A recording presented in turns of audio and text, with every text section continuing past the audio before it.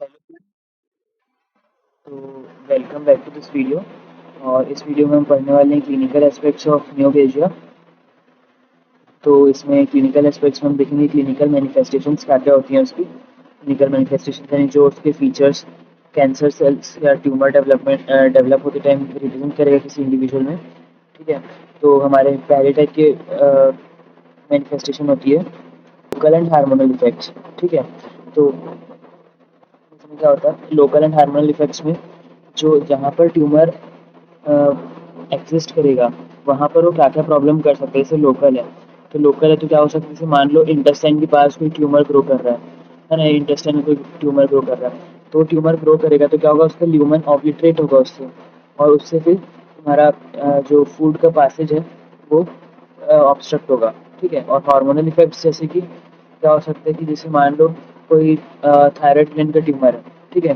वो thyroid gland का tumour है या पिट्यूटरी ग्लैंड का ट्यूमर है। ठीक है। ऐसे कोई भी ग्लैंड का ट्यूमर हो सकता है ना। और अगर वो बेनाइन ट्यूमर है, बेनाइन ट्यूमर हमने क्या देखा था कि वो वेल डिफरेंशिएटेड होते हैं। वेल डिफरेंशिएटेड होते हैं यानी कि वो हमारे नॉर्मल सेल्स से उनका फंक्शन काफ़ी कुछ सिमिलर रहता है। यानी कि नॉर्मल सेल्स का फंक्शन क्या है किसी ग्लैंड में, हमारा हार्मोन सिक्रीट करना है ना। एंडोक्राइन ग्लैंड्स की बात कर रहा हूँ मतलब मैं, है ना। तो मेनली एंडोक्राइन ग्लैंड्स की बात कर रहा हूँ, है ना। तो उसमें क्या होता है हार्मोन सिक्रीशन उसका मेन फंक्शन रहता है। तो जैसे मान लो थायराइड में तुम्हारा कोई ट्यूमर ग्रो कर रहा है तो क्या होगा उससे, थायराइड के जो हार्मोन्स हैं थायरोक्सिन T4 T3, है ना, ये सब कैल्सिटोनिन, ये सब का क्या होगा, ज़्यादा सेल्स हैं तो ज़्यादा सिंथेसिस होगा तो इनका ओवर प्रोडक्शन और ओवर सिक्रीशन होने लगेगा। तो उससे जो भी जो उसके इफेक्ट्स होंगे बॉडी में वो हम देख पाएंगे। ठीक है। तो हम जैसे देखते हैं यहाँ पर क्या लिखा है।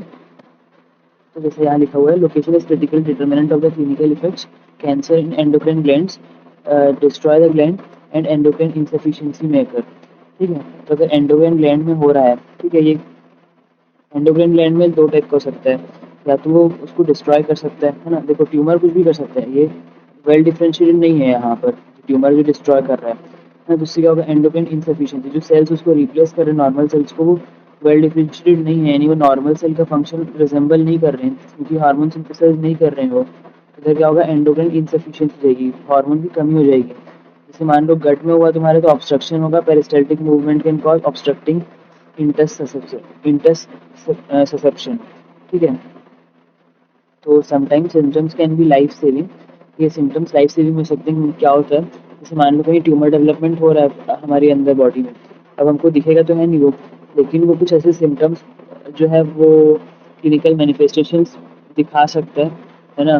तो उससे क्या होगा कि हम उसको ट्यूमर को अर्ली स्टेज में डायग्नोस कर पाएंगे, और डायग्नोसिस के बाद जल्दी उसका ट्रीटमेंट चालू होगा। तो जितनी जल्दी ट्रीटमेंट चालू होगा उतना जल्दी वो बेटर रहेगा हमारे इंडिविजुअल की, मतलब लाइफ एक्सपेक्टेंसी उतनी ज़्यादा रहेगी और उतने ही चांसेस ज़्यादा रहेंगे कि वो कैंसर जो है ठीक हो जाएगा, है ना। Then usually benign cancer as they are differentiated, है ना, जैसे भी मैंने बताया कि वो वेल डिफरेंशिएटेड होते हैं।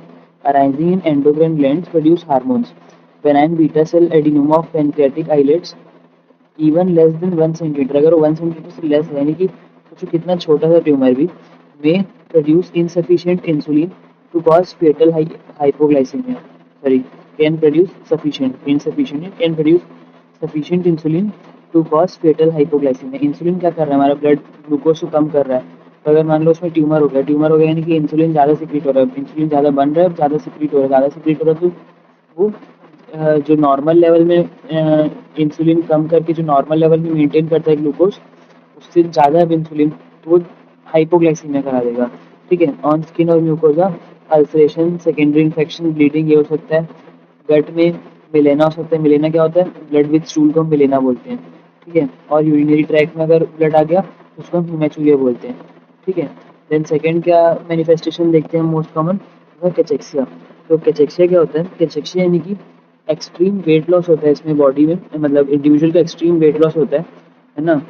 ये इतना वेट लॉस होता है कि हम ये नहीं बोल सकते कि किसी उसके डाइट की वजह से हो रहा है ना, कि उसका जो डाइट है उसमें उसके कारण हो रहा है, हम ऐसा नहीं बोल सकते। लो कैलोरी इनटेक से हो रहा है हम ये नहीं बोल सकते, बहुत एक्सट्रीम वेट लॉस हो जाता है इसमें। ठीक है। तो ये काफ़ी सारे पेशेंट को देखा जाता है, ऑलमोस्ट 50% कैंसर पेशेंट्स को देखा जाता है। तो हम देखते हैं यहाँ पर क्या लिखा है ना। तो कैचेक्सिया क्या है, cachexia is hyper catabolic. Catabolic यानी क्या हो रहा है, जिसमें हमारे मैक्रोमोलिक्यूल्स का ब्रेकडाउन हो जा रहा है, ठीक है। तो हाइपर कैटाबॉलिक यानी क्या हो रहा है, ज़्यादा ब्रेकडाउन हो रहा है। Hyper catabolic state defined by the loss of muscle mass, muscle mass का लॉस हो रहा है विथ और without fat loss that can not be explain by the decrease food intake. It in 50% cancer patients cancer cachexia is seen, ठीक है। Then extreme weight loss होगा, fatigue, muscle atrophy, anaemia, anorexia, oedema, ये सब होगा, ठीक है। Then इसमें main क्या है कि मोर्टेलिटी कब होती है, इसमें मोर्टेलिटी जाती है तुम्हारे due to atrophy of the diaphragm and other respiratory muscles, ठीक है।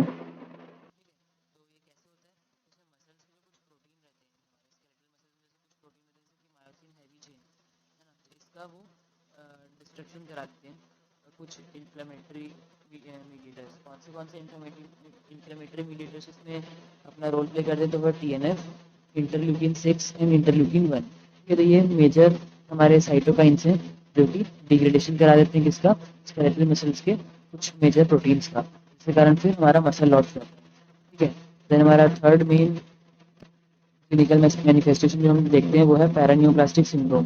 तो पैरानियोप्लास्टिक सिंड्रोम क्या होता है, पैरानियोप्लास्टिक सिंड्रोम ऐसा क्लिनिकल मैनिफेस्टेशन रहता है, क्लिनिकल फीचर रहता है जो कि हम एक्सप्लेन नहीं कर सकते ट्यूमर के एनाटॉमिक साइट के कारण, या फिर उसके जो हार्मोन्स या उसका जो कुछ भी सिंथेसाइज कर रहा है वो साइट पे, मतलब हम कैसे भी करके एक्सप्लेन नहीं कर सकते।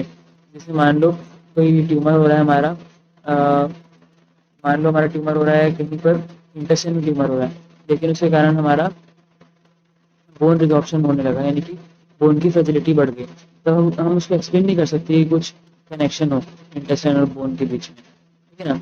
तो इस टाइप का रहता है।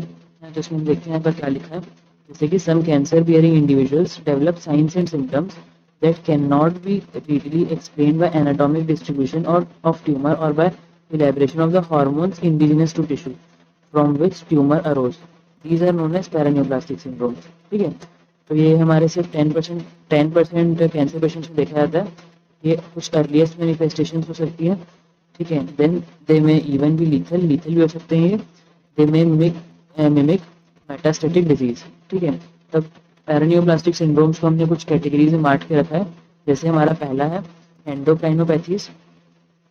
तो इसमें क्या होता है, tumour not of endocrine origin, यानी कि ट्यूमर जो है वो एंडोक्राइन ग्लैंड का ट्यूमर नहीं है, बट ट्यूमर है secretory activity known as ectopic hormone production, ठीक है। यानी कि क्या है, जैसे मान लो ट्यूमर तो हमारा इंटेस्टाइन का है, लेकिन वो T3 T4 बना रहा है, यानी कि ट्यूमर का ओरिजिन तो नहीं है हमारा थायराइड ग्लैंड से, किसी ग्लैंड से, एंडोक्राइन ग्लैंड से उसका ओरिजिन नहीं है, कहीं और है, लेकिन फिर भी वो उसके पास सिक्रिटरी एक्टिविटी है, ठीक है ना। तो इसका मोस्ट कॉमन एग्जांपल क्या है, इसका मोस्ट कॉमन एग्जांपल है Cushing syndrome caused by the corticotropin like peptides, ठीक है। तो क्या हो रहा है, कोई एक ना, जैसे कि lung cancer patient with Cushing syndrome, ठीक है।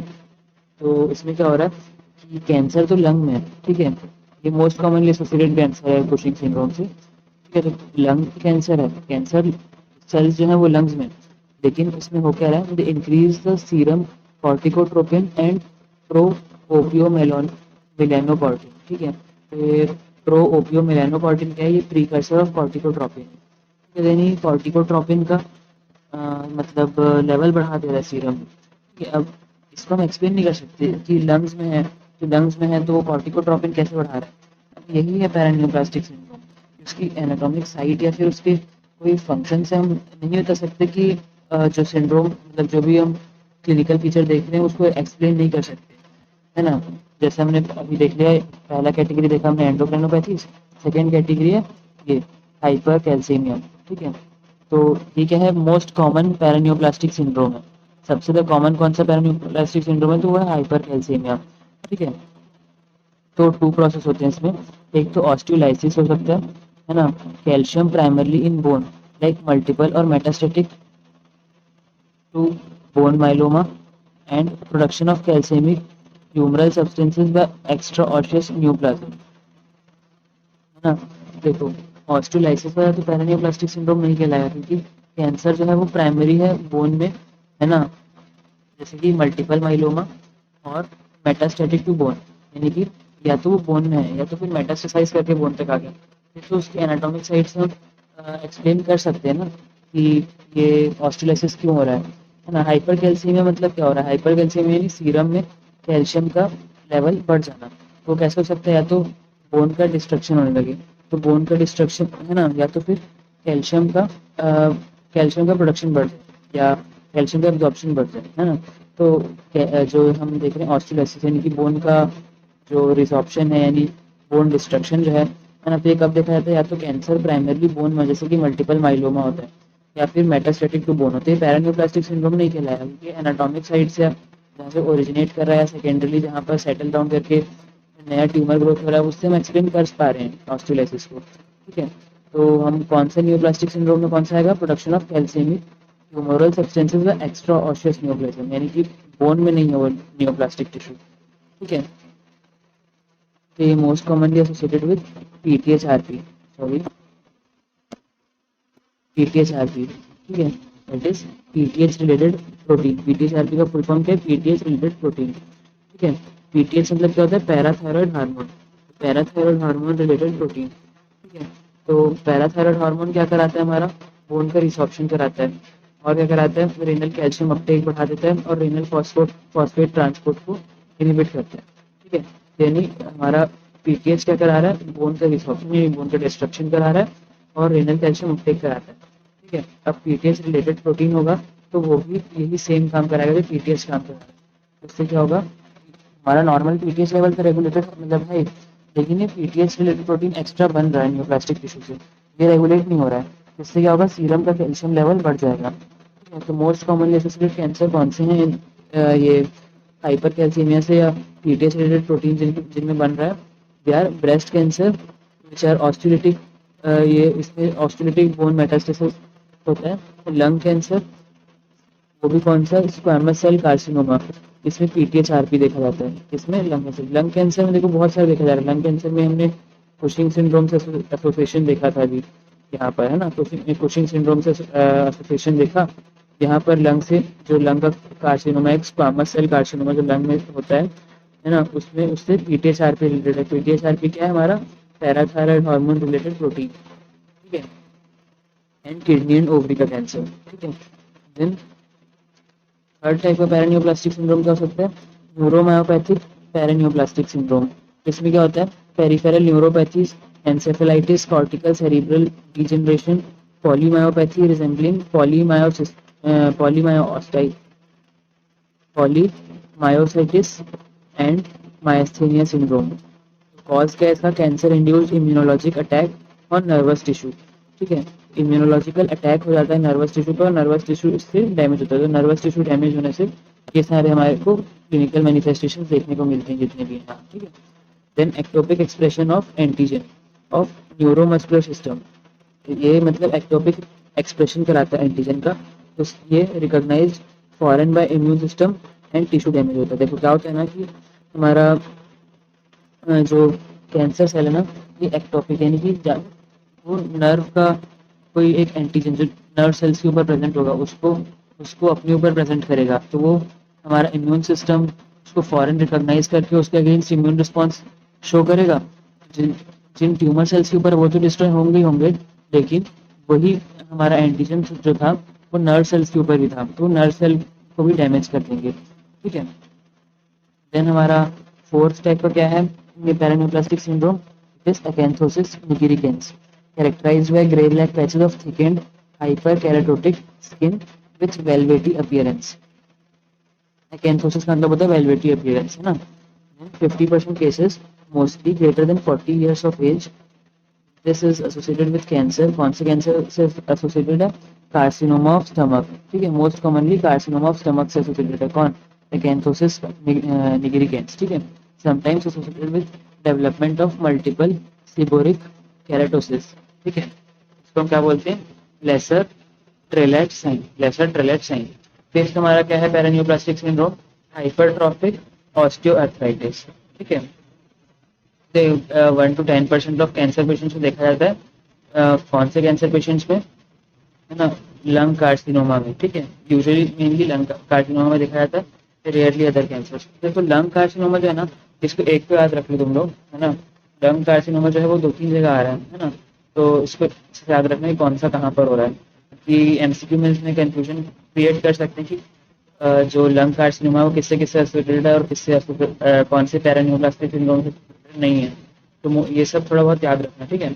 और वैसे भी एक एग्जांपल रहेगा लंग कार्सिनोमा का, तो तुम और उसमें 2-3 पैरान्यूप्लास्टिक सिंड्रोम का एसोसिएशन तुम उसका एक्सप्लेन कर सकते हो, ज़्यादा तुमको याद नहीं रखना पड़ेगा, ठीक है। तो उसको याद कर लेना। रेयरली अदर कैंसर से एसोसिएटेड है, लंग कार्सिनोमा से भी एसोसिएटेड रहता है। देन पेरियोस्टिल न्यू बोन फॉर्मेशन होता है इसमें। पेरियोस्टिल यानी क्या हो गया, हमारे बोन के पेरीफेरी में, ठीक है। तो पेरीफेरी है ना उसके साइड साइड में, ठीक है। तो primarily ends of long bones के एंड पे होगा। Then metatarsals, then metacarpals, then proximal phalanges. ये मतलब ऑर्डर दिया है। जो पेरियोस्टिल न्यू बोन फॉर्मेशन है, सबसे ज़्यादा पहले कहाँ चालू होगा, पहले लॉन्ग बोन्स के प्राइमरी एंड्स, मतलब लॉन्ग बोन के एंड्स पे चालू होगा। Then metatarsals, metacarpal, then proximal phalanges, ठीक है। Arthritis of adjacent joints and clubbing of fingers थी, ठीक है। क्लबिंग ऑफ फिंगर और भी हम डिसीज में देखते हैं, जैसे कि liver disease, diffuse lung disease, ulcerative colitis etcetera. लेकिन यहाँ पर भी क्लबिंग ऑफ फिंगर्स हमको मिलता है, ठीक है। देन और क्या पैरान्यूप्लास्टिक सिंड्रोम हो सकते हैं, माइग्रेटरी थ्रोम्बोफेल्बाइटिस, है ना, जिसको हम ट्रॉसर सिंड्रोम भी बोलते हैं, ठीक है। तो ये कार्सिनोमा ऑफ लंग और पेनक्रियाज में देखा जाता है। यहाँ भी लंग आ गया देखो हमारा, ठीक है। देन डिसेमिनेटेड इंट्रावेस्कुलर कोएगुलेशन, ठीक है, डीआईसी। ये हम किसमें देखते हैं, APML, prostatic adenocarcinoma. Then non bacterial thrombotic endocarditis, यानी कि बैक्टीरियल नहीं है, thrombotic endocarditis which is not caused by the bacteria, ठीक है। तो एडवांस म्यूसिन सिक्रेटिंग एडिनोकार्सिनोमा में देख सकते हैं हम। देन नॉन बैक्टीरियल वेजिटेशन होती है ऑन कार्डियक वाल्व लीफलेट्स, जो कार्डियल वाल्व की लीफलेट्स हैं वहाँ पर हमारा वेजिटेशन यानी कुछ ग्रोथ हो जाती है, जिसके कारण ये थ्रोम्बोटिक एंडोकार्डाइटिस होता है। और ये बैक्टीरिया के कारण नहीं होता है, नॉन बैक्टीरियल वेजिटेशन होता है, ठीक है। देन हमने क्लिनिकल मैनिफेस्टेशंस कुछ देख लिया, अब हम देखेंगे grading and staging of tumour. Grading और स्टेजिंग कैसे करते हैं, ठीक है। ठीक है, तो अब हम देखते हैं grading and staging of cancer. तो ग्रेडिंग और स्टेजिंग क्या होता है, ये कुछ हमारे मेथड्स हैं जिससे कि हम जो है उसका एग्रेसिवनेस, यानी कितना वो एग्रेसिव है कोई ट्यूमर, है ना, कितना इन्वेड कर चुका है, कितना मेटास्टेसाइज कर चुका है, कितना बड़ा है, ये सब सारे फैक्टर्स को जो है हम उसको डिफाइन करने के लिए हमने कुछ ऐसा ग्रेडिंग और स्टेजिंग निकाली है, जिसमें हम एक स्केल पे रेट करते हैं किसी ट्यूमर को एनालाइज करके, और उससे फिर हम उसका प्रोग्नोसिस बता सकते हैं और लाइन ऑफ ट्रीटमेंट हम जज कर सकते हैं, या फिर रिस्पॉन्स टू थेरेपी हम जज कर सकते हैं, ठीक है। तो यहाँ पर जैसे क्या लिखा हुआ वो देखते हैं। These are the methods to quantify probable clinical aggressiveness, clinical aggressiveness of neoplasm and its apparent extent and spread, है ना। एक्सटेंट यानी कहाँ, एक्सटेंट एंड स्प्रेड, ठीक है, are necessary for the accurate prognosis and compare the results of various treatment, ठीक है। तो grading क्या होता है, ग्रेडिंग और स्टेजिंग दो अलग अलग चीज़ होती है ना। तो ग्रेडिंग क्या होता है, this is based on the degree of differentiation, यानी ग्रेडिंग बताएगा कितना डिफ्रेंशिएटेड ट्यूमर है। अगर वेल डिफ्रेंशिएटेड ट्यूमर है तो प्रोग्नोसिस बेटर होगी, अच्छी होगी। प्रोग्नोसिस का अच्छा और बुरा होना यानी क्या होता है, जो ट्यूमर से आउटकम होगा, है ना, वो अच्छा होगा। यानी कि जैसे मान लो किसी एक ट्यूमर का हम बोल रहे हैं प्रोग्नोसिस अच्छा है, प्रोग्नोसिस अच्छा है यानी कि वो ट्रीट हो सकता है ना, और आसानी से ट्रीट हो सकता है, पेशेंट को ज़्यादा वो नहीं होगा, कोई ज़्यादा प्रॉब्लम नहीं होगी, ज़्यादा साइड इफेक्ट्स नहीं होंगे, है ना, ज़्यादा एग्रेसिव ड्रग्स यूज़ नहीं करने पड़ेंगे हमको, है ना, और माइल्ड कीमोथेरेपी, रेडिएशन थेरेपी, ये सबसे ठीक हो सकते हैं लोग, ठीक है। और पुअर प्रोग्नोसिस मतलब क्या होता है कि इसका ठीक हो पाना बहुत मुश्किल है, या फिर इसके लिए बहुत एग्रेसिव कीमोथेरेपी हमको देनी पड़ेगी, या फिर पेशेंट की डेथ भी हो सकती है, ये सब, है ना। तो गुड प्रोग्नोसिस यानी कि जो आउटकम रहेगा वो अच्छा रहेगा, और बैड प्रोग्नोसिस यानी कि जो आउटकम रहेगा वो बुरा हो सकता है, ठीक है। तो ग्रेडिंग क्या है, based on the degree of differentiation. तो डिफ्रेंसिएशन की बेसिस पे हम बताते हैं ग्रेडिंग को, कितना डिफ्रेंशिएटेड ट्यूमर, अगर ज़्यादा डिफ्रेंशिएटेड, वेल डिफ्रेंशिएटेड होगा तो उतना ही अच्छा प्रोग्नोसिस होता है, ठीक है। क्यों, क्योंकि जितना ज़्यादा वेल डिफ्रेंशिएटेड होता है उतना आसान होता है उसको रिमूव करना, उतना आसान होता है उसकी सर्जरी करके उसको रिमूव करना, है ना, और उसके लिए ड्रग्स जो है वो उतने ही इफेक्टिव रहते हैं, ठीक है। Then common practice is to characterise particular neoplasm in descriptive terms, ठीक है। इसको लेकिन फिर भी हम जो है पर्टिकुलर नियोप्लाज्म को डिस्क्रिप्टिव टर्म्स में बताते हैं, क्योंकि कई बार क्या सिर्फ ग्रेडिंग से जैसे मान लो किसी पैथोलॉजिस्ट ने उसको ग्रेड किया, लेकिन जो हमारा कीमोथेरेपिस्ट है उसको नहीं समझ में आ रहा है, कोई हमारा कोई दूसरा डॉक्टर है उसको नहीं समझ में आ रहा, क्योंकि सिर्फ ग्रेडिंग पूरा चीज़ नहीं डिस्क्राइब कर सकती, इसलिए हम उसको डिस्क्रिप्टिव टर्म से भी डिस्क्राइब करते हैं। ग्रेडिंग तो देते हैं, साथ ही साथ डिस्क्रिप्टिव टर्म में भी उसको डिफाइन कैरेक्टराइज करते हैं किसी पर्टिकुलर नियोप्लाज्म को, जब क्लिनिकली हम देखते हैं तो। ठीक है, देन स्टेजिंग क्या है? तो staging is based on the size of primary lesion, size of primary lesion that is whether spread to regional lymph nodes में पहुंचा है कि नहीं, और प्रेजेंस और absence of blood borne metastasis, blood borne metastasis हो रही है कि नहीं, मतलब ये उसका स्प्रेड और एक्सटेंड देखेगा स्टेजिंग से। ठीक है, तो जैसे हम बोलते हैं ना फर्स्ट स्टेज का वो है, फर्स्ट स्टेज का कैंसर है, सेकंड स्टेज का कैंसर है, तो वो सब है, ये स्टेजिंग और ग्रेडिंग, ये दो चीज़ होती है। ठीक है, तो करेंटली इन यूज सिस्टम क्या है, जो सिस्टम अभी यूज़ हो रहा है वो है American joint committee on cancer staging. ठीक है, तो इसके अकॉर्डिंग एक सिस्टम है टीएनएम सिस्टम। टीएनएम सिस्टम में क्या होता है कि टी यानी ट्यूमर, सॉरी टी यानी कि ट्यूमर, तो ट्यूमर का साइज़ कितना बड़ा है वो प्राइमरी लीजन ये बताता है। T1 से T4, T0 से T4 तक की ग्रेडिंग रहती है। अगर T0 यानी कि एबसेंट होगा और T1 से T4 तक मतलब प्रेजेंट है, और कितना जितना ज़्यादा उसका नंबर बढ़ता जाएगा उतना उसका साइज़ बढ़ता जाएगा, मतलब उतना ज़्यादा बड़े साइज़ को डिनोट करेगा। देन टीएनएम का एन क्या डिनोट करता है? नोडल इन्वेजन, यानी कि लिम्फ नोड्स हैं फैला है कि नहीं, तो कितनी लिम्फ नोड्स इन्वॉल्व हैं, कितनी दूर तक की लिम्फ नोड्स इन्वॉल्व हैं, वो सब के लिए N0 से N3, N0 अगर है यानी कि नोडल इसका इन्वॉल्वमेंट नहीं है, और अगर N1 है या N1 से N3 तक कुछ भी कोई भी नंबर है N के साथ, यानी कि उसमें नोडल इन्वॉल्वमेंट है, और किस डिग्री का नोडल इन्वॉल्वमेंट है वो नंबर डिनोट करता है जो भी N के साथ लिखा हुआ है। देन M का मतलब है मेटास्टेसिस, तो मेटास्टेसिस को हम रेट करते हैं M0 से M2 तक, है ना। M0 यानी मेटास्टेसिस नहीं है, और M1 M2 यानी कि मेटास्टेसिस है, और वो डिग्री ऑफ मेटास्टेसिस को बताएगा। ठीक है, अब हम देखते हैं लैब डायग्नोसिस ऑफ कैंसर। तो लैब डायग्नोसिस के लिए हम डिफरेंट मेथड्स यूज़ करते हैं, जैसे पहला है हिस्टोलॉजिक एंड साइटोलॉजिक मेथड्स। ठीक है, तो इसमें भी 2-3 टाइप के आते हैं, ठीक है, काफ़ी आते हैं एक्चुअली, है ना, हिस्टोलॉजिक एंड साइटोलॉजिक मेथड्स। तो इसमें सब देखो इसके स्टेप्स क्या क्या हैं। पहला स्टेप है स्पेसिमेन कलेक्शन, दूसरा स्टेप है हमारा प्रिजर्वेशन ऑफ द स्पेसिमेन, तीसरा है उसके उसके ऊपर टेस्ट रन करना। ठीक है, तो ये 3 स्टेप हो गए। तो स्पेसिमेन कलेक्शन कैसे हो सकते हैं? तो ये 3 मेथड्स हो सकते हैं। क्या क्या? एक्सीजन और बायोप्सी। ठीक है, एक्सीजन अगर नहीं कर पा रहे हैं तो हमको बायोप्सी करना है। If excision not possible then हम बायोप्सी करेंगे, और बायोप्सी के लिए भी प्रॉपर साइट सिलेक्ट करना होता है। जैसे बायोप्सी के करते हैं हम, तो एकदम जो है पेरीफेरी से हम नहीं ले सकते सैंपल। क्यों पेरीफेरी से नहीं सकते? क्योंकि वो सही जो उसका कंपोजिशन है, जैसे हम ले रहे हैं किसी भी टिश्यू का, वो नहीं रिप्रेजेंट करता एकदम ज़्यादा पेरीफेरी का अगर हम टिश्यू लेंगे तो। और सेंट्रल टिश्यू भी नहीं ले सकते एकदम, क्योंकि सेंट्रल टिश्यू यूजुअली उसमें नेक्रोसिस होने लगता है, जैसे जैसे मतलब हमारा ट्यूमर का वो बढ़ता है ना, ट्यूमर बढ़ने लगता है ना जैसे जैसे, या ट्यूमर लेट ट्यूमर हो जाता है जैसे, तो उसके एडवांसमेंट बढ़ती है, तो यूजुअली वो नेक्रोसिस होना चालू हो जाता है बीच में। तो इसलिए हम जो है पेरीफेरी भी अवॉइड करेंगे, सेंट्रल रीजन भी अवॉइड करेंगे, तो हमको बीच का एरिया लेना है। ठीक है, तो हमको जो है उसके लिए प्रॉपर साइड सिलेक्ट करना पड़ता है बायोप्सी के लिए। ठीक है, देन सेकेंड मेथड क्या है? Needle aspiration. इसमें क्या करते हैं हम कि एक नीडल लेते हैं फाइन बोर की, और उसको ट्यूमर में डाल करके उससे हम उसको जो सेल्स हैं उसको सक करने की कोशिश करते हैं इस सिरिंज के अंदर। ठीक है, देन थर्ड क्या? Cytological smears. साइटोलॉजिकल स्मीयर्स जैसे कि हम पैप स्मीयर बनाते हैं, अगर आपको पता होगा तो उसमें क्या करते हैं? एक्सफोलिएटिव साइटोलॉजी भी बोलते हैं उसको। एक्सफोलिएटिव साइटोलॉजी यानी एक्सफोलिएशन। देखो, एक्सफोलिएशन मतलब होता है कि जो सेल्स शेड ऑफ कर गए हैं उनको लेना, और उसका smear banana is exfoliative cytology. उसमें फिर साइटोलॉजिकल एग्जामिनेशन करना उसका इज एक्सफोलिएटिव साइटोलॉजी। ठीक है, तो इसमें होता क्या, जैसे हम सर्विक्स के कैंसर में देखते हैं, तो उसमें क्या करते हैं कि यूजुअली जो सर्विक्स कैंसर रहता है वो कहाँ होता है? तो हमारे वहाँ पर एपिथेलियल जंक्शन रहता है, उधर पे जो है जो हमारा स्ट्रेटिफाइड स्क्वामस एपिथेलियम जो लोअर पार्ट ऑफ वजाइना में रहता है, और अपर पार्ट ऑफ वजाइना जहाँ पर हमारा कोलमनार एपिथेलियम रहता है, उन दोनों का जो जंक्शन रहता है ना, उस जंक्शन के आसपास यूजुअली जो है कैंसर होने के चांसेस ज़्यादा रहते हैं। वहाँ से जो क्या सेल्स शेड ऑफ करते हैं, तो उन सेल्स को हम लेकर के स्मीयर बनाते हैं। ठीक है, उसके बाद ये हमारे स्पेसिमेन कलेक्शन के मेथड्स हो गए।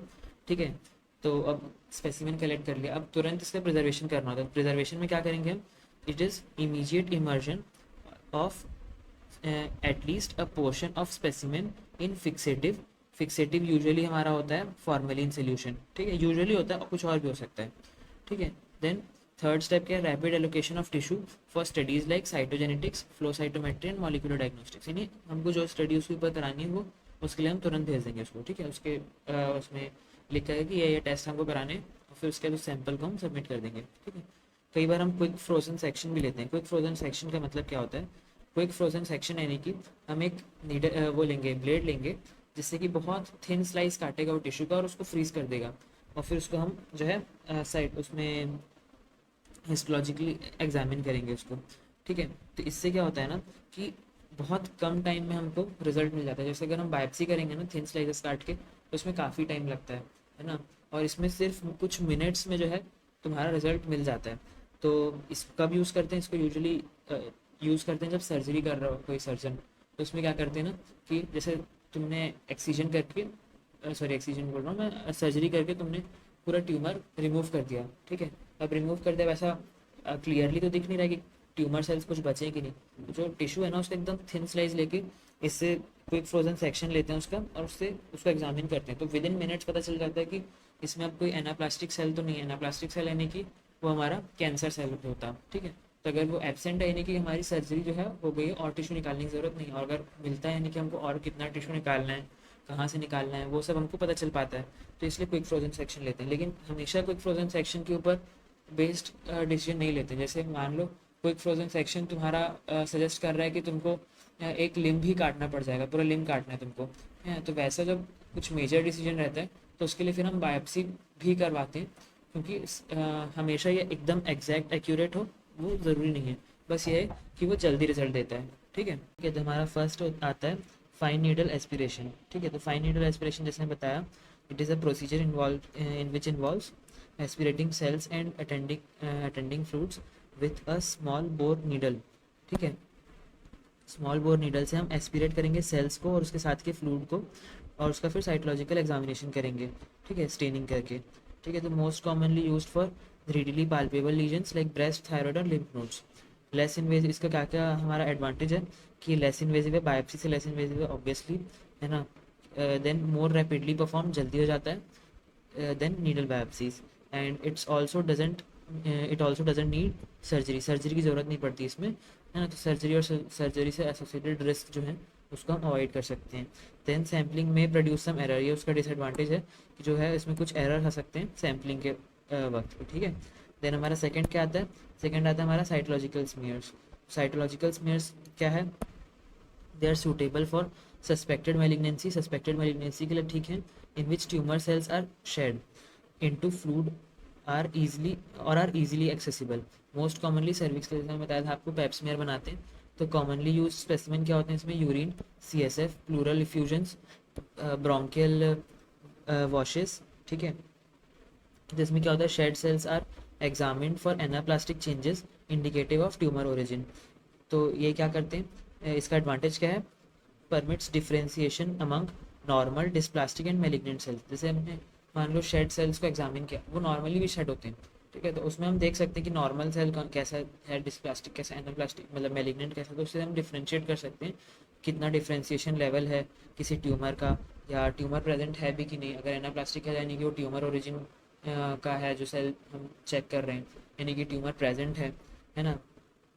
Then it also permits the recognition of cellular changes characteristic of carcinoma in situ। carcinoma in situ में भी हम इसको जो है डायग्नोज कर सकते हैं, ठीक है। लेकिन इसके कुछ लिमिटेशंस हैं।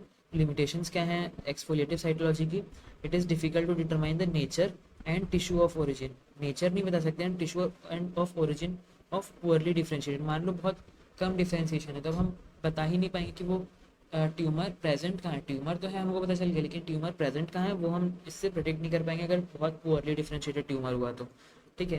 Then some specific tumour are difficult to distinguish based on morphological appearance alone, ठीक है। तो ये दो उसके लिमिटेशंस हुए।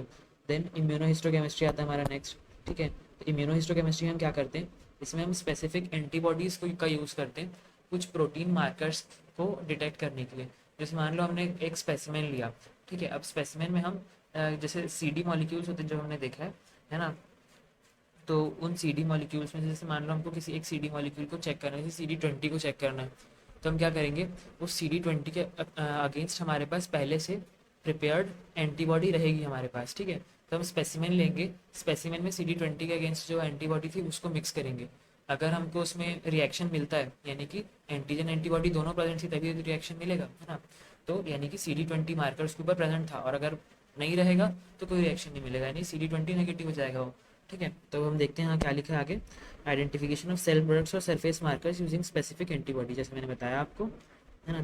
तो इसके एग्जांपल्स और एप्लीकेशंस देख लेते हैं। तो फर्स्ट है इसका, in categorization of undifferentiated malignant tumour as different category has different treatment.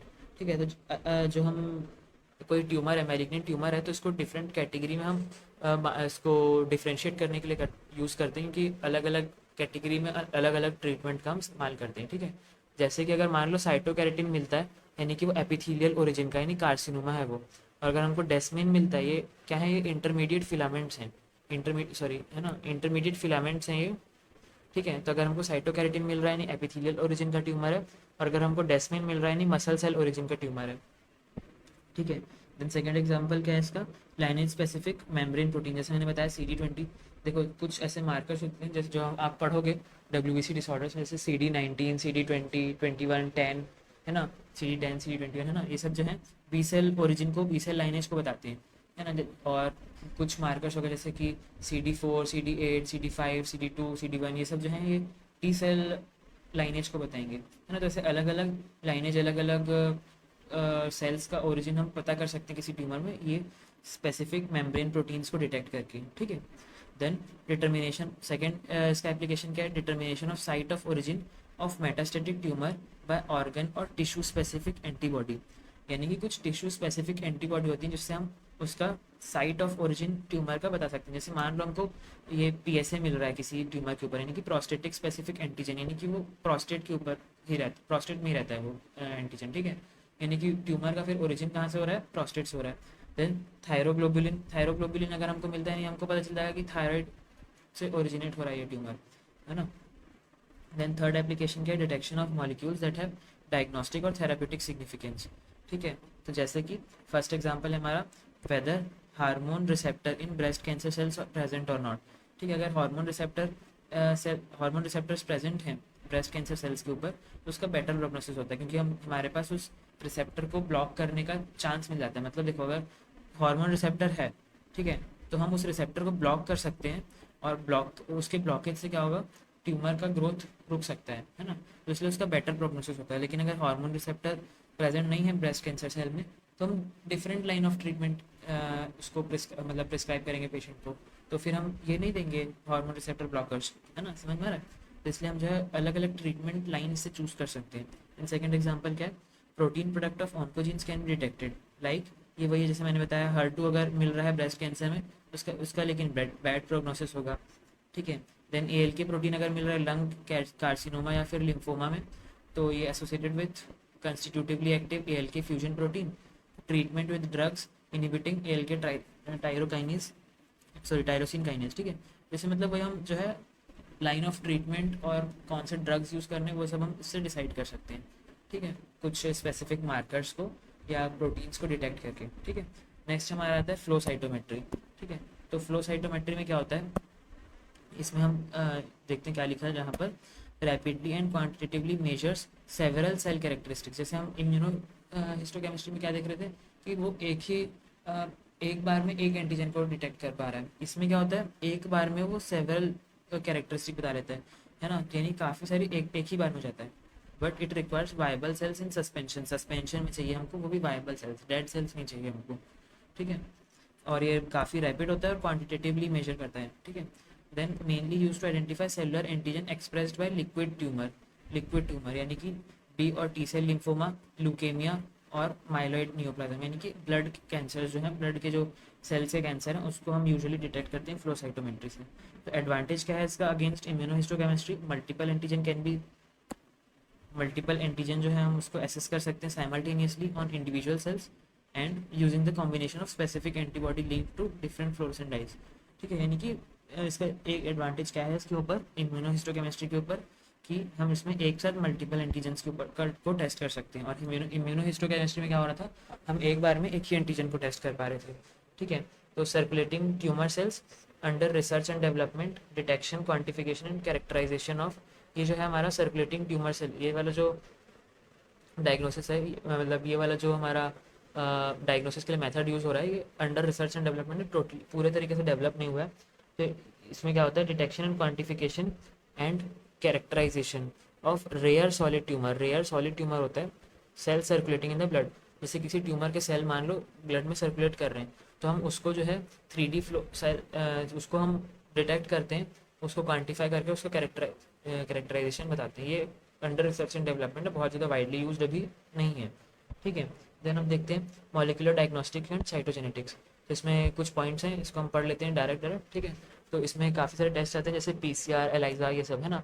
तो इसमें पीसीआर क्या है, इट हेल्प डिफ्रेंशिएट मोनोक्लोनल और पॉलीक्लोनल रिएक्टिव बी सेल और टी सेल प्रोलिफरेशन। मान लो अब जैसे देखो टी सेल का प्रोलिफरेशन हो रहा है, ठीक है, तो अब वो किस में हो सकता है, इन्फेक्शन में हो सकता है, इन्फ्लामेशन में हो सकता है, ये हम जानते हैं, और न्यूप्लाज्म में भी हो सकता है।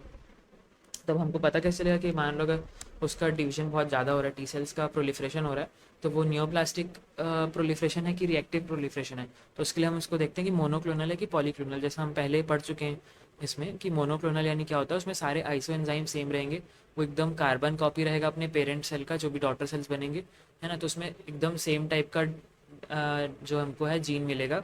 और पॉलीक्लोनल में क्या होता है, हल्का फुल्का डिफरेंट रहता है, थोड़ा थोड़ा कुछ कुछ डिफरेंट रहता है, आइसो एंजाइम्स उसमें बदलेंगे, है ना। टी सेल रिसेप्टर अलग अलग होंगे अलग अलग सेल्स के ऊपर, है ना। तो ये हम पीसीआर से डिटेक्ट करते हैं कि वो मोनोक्लोनल प्रोलिफरेशन है कि पॉलीक्लोनल है। ठीक है, उसके अकॉर्डिंग हम उसका फिर ट्रीटमेंट देखते हैं। ठीक है, देन सेकंड पॉइंट क्या है, हेमाटोपोइटिक न्यूप्लाज्म में translocation identified by cytogenetic analysis और फिश। फिश क्या है, फिश है फ्लोरोसेंट इन सीटू हाइब्रिडाइजेशन। ठीक है, तो इसमें क्या करते हैं, इससे और हमारा साइटोजेनेटिक एनालिसिस से, इससे हम क्या करते हैं, पूरा उसका जीनोम सीक्वेंसिंग कर सकते हैं। तो उससे हमको पता चल जाएगा कि कहाँ ट्रांसलोकेशन हुई है। स्पेसिफिक ट्रांसलोकेशन से हो सकता है कोई नया हमारा प्रोटीन बन रहा हो, ठीक है ना। तो अगर कोई नया प्रोटीन प्रोडक्ट बन रहा है जिसके कारण कि जो कि मतलब ऑन्को प्रोटीन बन रहा है अगर कोई नया, तो हम उस ऑन्को प्रोटीन को ब्लॉक करने के लिए या फिर उसके ट्रांसक्रिप्शन को ब्लॉक करने के लिए ड्रग्स यूज़ कर सकते हैं। लेकिन अगर हमको पता ही नहीं कि ट्रांसलोकेशन कौन सा है, तो हम कौन सा ड्रग देंगे।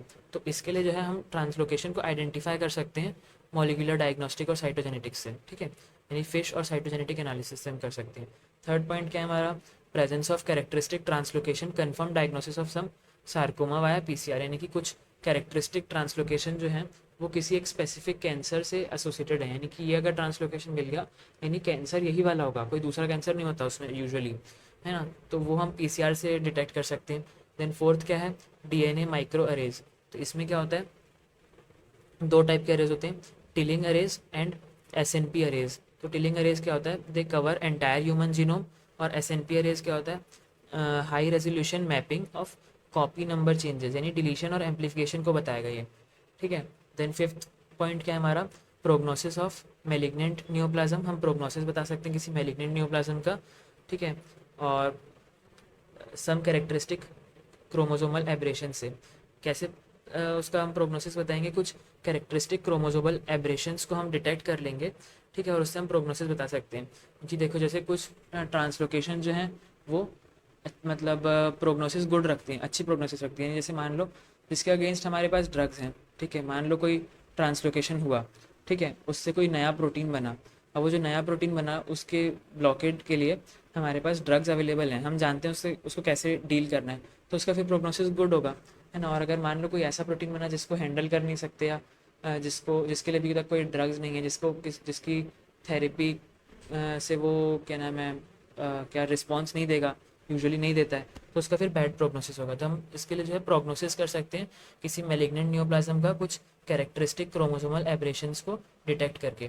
ठीक है, देन सिक्स पॉइंट क्या है हमारा, deletion of minimal detection of minimal residual disease after treatment और to detect relapse by PCR. यानी कि जैसे हमने देखो मान लो कि हमने सर्जरी कर दी, ठीक है, सर्जरी के बाद हम इसको पीसीआर से चेक करेंगे कि कहीं कोई मैलिग्नेंट सेल बच तो नहीं गया, कहीं कोई ट्रांस जो हमारा किसी क्रोमोसोमल एब्रेशन को हम डिटेक्ट कर पा रहे हैं अगर सेम जिस जो कि कैंसर सेल में भी था, यानी कि या तो रिलैप्स हो रहा है या तो फिर वो उस रेसिडुअल मास है ना, रेसिडुअल डिजीज़ है, तो इसको हम डिटेक्ट करते हैं। ठीक है, पीसीआर से डिटेक्ट कर सकते हैं। देन सेवन्थ पॉइंट क्या है, इसका एग्जांपल क्या था, BCR ABL transcription in detection for CML, ठीक है, क्रॉनिक माइलॉइड ल्यूकेमिया के लिए, है ना, इसमें हम कर सकते हैं, ट्रीटमेंट के बाद हम देख सकते हैं, है ना, इसमें हम।